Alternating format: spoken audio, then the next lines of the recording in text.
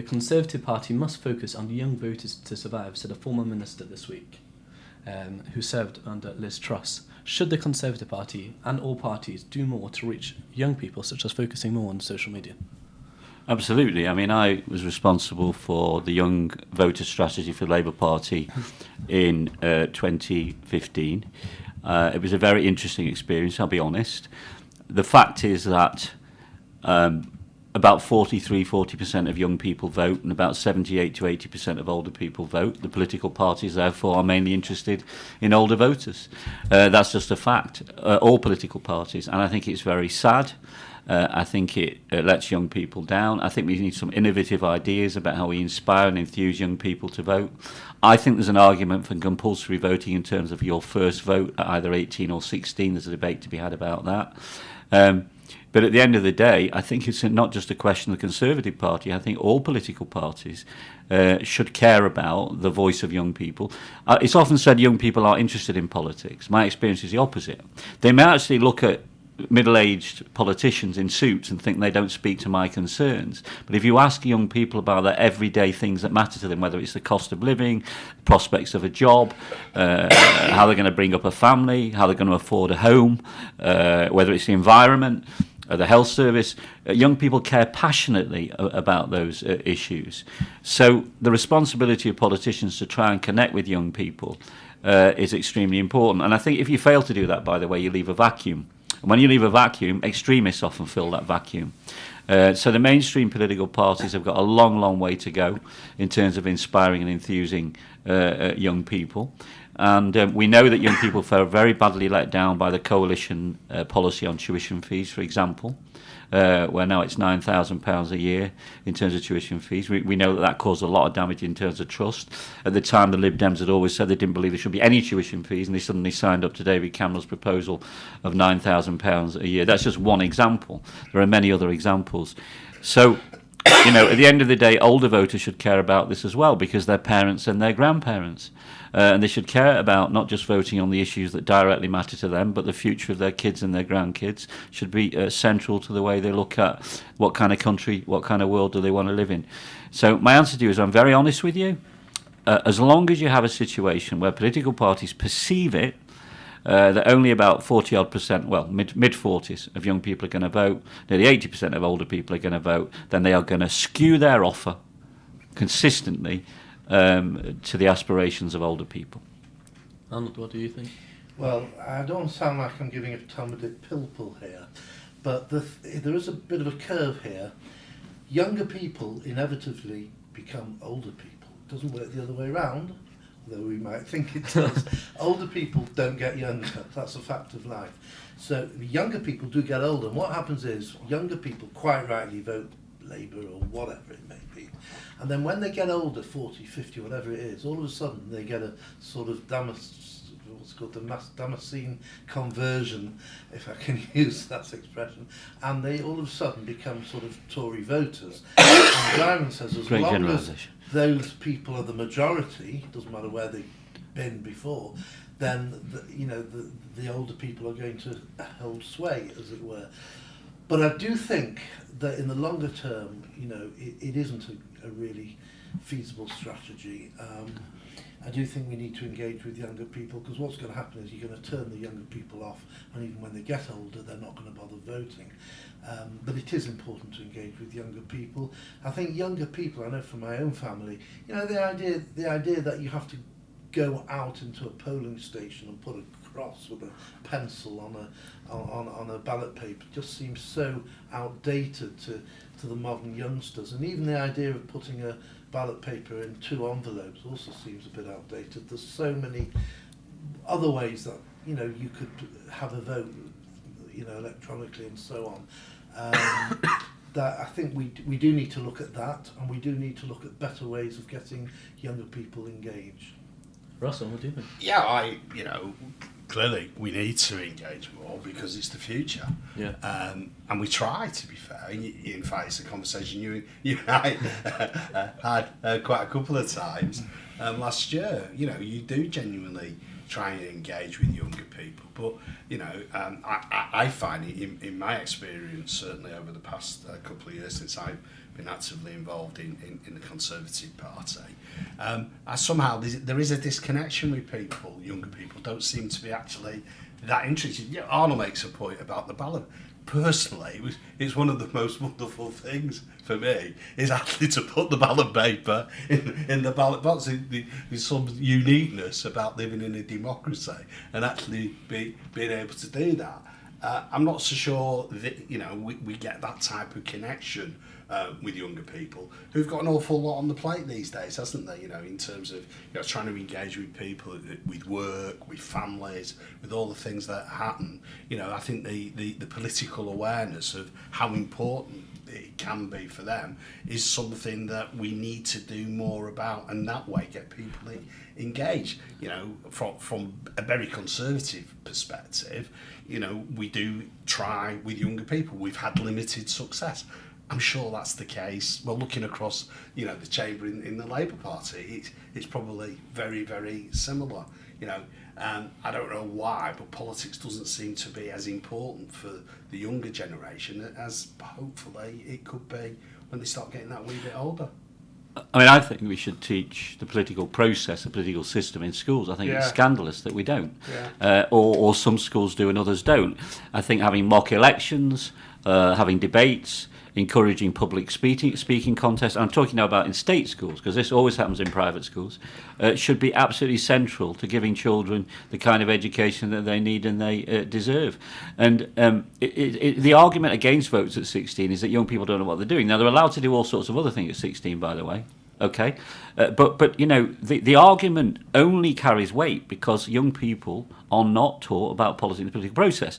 One of the arguments is they will be politicised by their teachers. And my argument about that is if we expect teachers to teach other subjects in a professional manner, then why wouldn't we expect teachers to teach the political process in a professional manner? So I think politicians of all parties really should come together on this issue. There should be a consensus approach.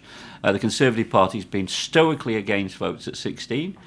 So let's come up with some alternatives. I don't agree with them on that, by the way. Providing this political education in schools, I would link that to seriously having a thought about compulsory voting when the first time you vote. Russell's point actually is quite interesting, and Rabbi Saunders is.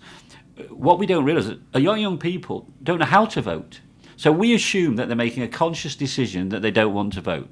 A lot of them are scared of going to vote because they don't know what's expected of them. They don't know what they'll have to do when they get into the polling booth. They haven't a clue.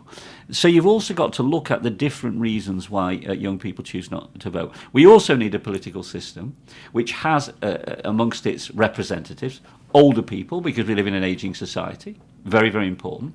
But you also need political representatives on the council, in Parliament, who are young people. I'm not going to go back over the fact that the Conservative Party locally deselected a young Jewish councillor very recently, which I think is a shame. I really do. I think it sends the wrong message. But let's put that to one side. I think political parties should look like the communities that they seek to serve. So they should also have role models amongst their representatives, as I say, of older people, most definitely, because people now live full and long lives into the 70s and 80s. Our democracy should reflect that. But also we should have young people as representatives. I remember, school councils were often a very good breeding ground for young people. Local authorities have citizens' forums. But the bottom line is, do not believe the argument, the propaganda, that young people do not care about politics. That's a different analysis and saying young people look at most politicians and think they don't speak my language, I don't understand what they're talking about, I don't like what they're talking about, they're certainly not speaking to me and my friends' concerns. And I think that when I think Russell and Rabbi Saunders have probably done a bit of this. When you go into schools and you talk to young people, you get a very high level of engagement. And they want to ask you also some pretty sophisticated questions. I've had some of the most sophisticated questions asked of me in primary school assemblies, believe it or not, sometimes more than amongst older voters. So don't underestimate, don't please buy into this notion that young people don't care. It's just that they don't believe the political system as it's presented to them actually reflects their aspirations. We also have the problem of social media, where, to be honest, it's often very adversarial. It can be very abusive. There can be quite a lot of bullying going on if somebody expresses an opinion that other people don't agree with or don't like. That's very off-putting for young people as well. And young people can be idealistic, of course, but as well as being idealistic about green issues or about nuclear weapons, don't underestimate the fact that many young people care about the bread and butter issues that matter to other people. How am I going to get a job? What kind of education system am I going to go through? Is there going to be a high quality apprenticeship offer to me? Am I going to be taught a broad-based curriculum? How on earth am I going to get that first rung on the housing ladder? What are the prospects in terms of having a decent standard of living? Aspiration. So all of those issues, not just the so-called idealistic issues of the green agenda, of the nuclear weapon agenda, world peace, international development, all of which matter, by the way. A lot of people care passionately about poverty in the third world, and so they should, and so should everybody, actually. And they care about the green agenda. But they also care about the issues that many, many other members of society care about too. I also think, I think Ivan's touched upon it, but I do think that politics is adverse. We get that, and I think that's what turns people off. We don't often get, do we? We see this, on a weekly basis on here. We have significant differences, though. On some topics more than others, but we do. And you you watch into Parliament, and there's two factions, isn't there?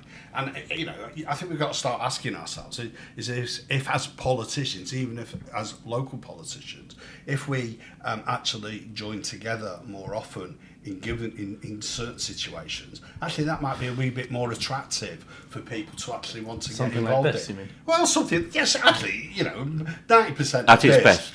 Yeah, 90% of this is actually really constructive, isn't it? Mature disagreement, which is what we all enjoy, and that's what we're all here for. But at least people then, I think, would want to get engaged more. I think, and social media, is the case. It isn't very helpful, is it, in certain political debates, because you get absolutely pillared if you post something on social media and somebody's against it. There's a sort of barrage, isn't there, of people attacking you.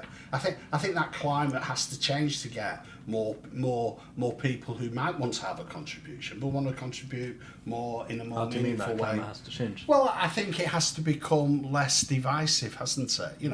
There is ways of disagreeing, and accepting that at the end of a discussion, right, you have hard disagreements, but it then doesn't spill over to, a sort of torrent of abuse that can potentially happen. Who wants to get involved in that? Unless you're like Arnold and I who actually might enjoy that little thing. But lots of people don't, do they? I mean, one of the things that I learned was also that it's very important to empower young people. You look at issues of concern in a local community, in a neighbourhood, right? And you say to young people, what are your concerns? And how are you going to be part of the solution, working with the council, working with the MP, working with other authorities to actually tackle and solve some of those problems? So it's also not got to be a very top-down, paternalistic approach to young people. Right? We say to young people, we know best. This is we really need to learn to give young people a significant element of control over some of the decisions which affect their lives. I think that's incredibly important. Look at your story. Look at what you've been able to create in this media environment. You found something you were really good at. You found something you enjoyed, yeah. And that, I think, has not only given us opportunities, it's turned your life around as well. And I bet you've had, in the past, quite a lot of cynicism and scepticism from older people, or being told that the only way to succeed is to do academic qualifications and to go to university. If you don't do that, you're a failure somehow. Yeah. Those are the other messages that we often give out in our society, which are very, very unhelpful. Of course, it's a nonsense to say to young people qualifications don't matter. Basic maths and English don't matter, because if you don't have those things, you're not going to be able to prosper and succeed in your life. But there are many ways of succeeding ultimately in life, okay? And unless we spot in every young person, actually Gordon Brown used to be very big on this, every young person has talent in one area or another. Our job is to find what that talent is and to build on it and to encourage it and foster it and nurture it. And if that can be done in the service of the community and in the service of society, even better, okay? But even if it's a young person who wants to become an entrepreneur, that's also not very seen very positively in this country. If a young person turns up at school at the age of 14 and says, I actually want to sell a bit of this and a bit of the other, and I'd like to do a bit of business.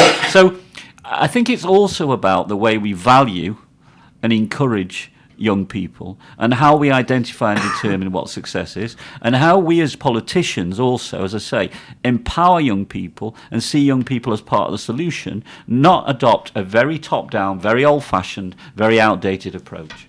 Yeah. But I do think there is an important issue about the abuse that people receive. On social media. Yeah, well, Or social just in media general? and a whole, you know, it was said by one of the guys the other week when I was here that, you know, with social media now, isn't it, you can say something and, you know, it's captured forever, isn't it? And one mistake by an individual, you know, how many people want to get involved in a situation where people are actually deliberately looking out for something that you may or may not have said, or you have said, and you've said 10, 15 you said years it years ago. The world has moved on. You do have to have a sort of special sort of attitude and resilience to life to actually want to get into the political world. Yeah. Can I just say, I agree with what Ivan and Russell have just said, the last things they've said, and obviously particularly about qualifications. I mean, you only have to ask how many degrees Sir Richard Branson or Lord Sugar have got, you know, and you get your answer. But I know you like to get things a bit feisty, so I'm going to introduce a sort of noted discord here. First, I'm going to come back to the votes at 16. Ivan is right, there are things you can do at 16, but there's a hell of a lot of things you can't. You cannot buy a lottery ticket, you cannot buy alcohol, you cannot smoke, you cannot get married without the consent of your parents, for goodness sake. Are you seriously telling me that 16 or even 17, yes, you're not old enough to make a decision? Put it this way, you can't make a decision for yourself to buy or drink alcohol, you cannot make a decision whether you're going to smoke, you cannot make a decision on your own who you're going to marry or if you're going to marry, you can't even be sent to the front line in the forces, etc. So I'm sorry, we cannot give the vote to 16-year-olds if all those other things are off limits. That's number one. What about all the things 16-year-olds are allowed to do? Do you want to list those, Rabbi? That you are allowed to do? Yeah. There's not a lot that you can do at 16 that you can't do at 15. Yeah. One of them is you can get married if you've got the consent of your parents. You can have a sexual relationship with someone without the consent of your parents. You can leave school. You can get a job? And get a job. Yeah, but you know, Pay taxes? Well, you pay tax when you're 3. Yeah. If you're rich. Don't set him off. That's number one. The second point that I'm going to... Tory councillor says under the Tories 3-year-olds are paying taxes. It's great, I can see it on the leaflets now. Hang on, because I'm going to inject an even greater discord here. Go on. Right? Ivan talks a lot about, you know, trying to preach democracy to children, not children, to youngsters, right? Sorry to say this, but the cause of democracy and the cause of teaching democracy wasn't helped when certain MPs, no names, no capitals, tried their damnedest to overturn a democratic vote, namely the Brexit vote. I was very passionately agreed with you on that in the House of Commons, as you know. You did. Very passionately agreed with you. But on the Did a lot of damage.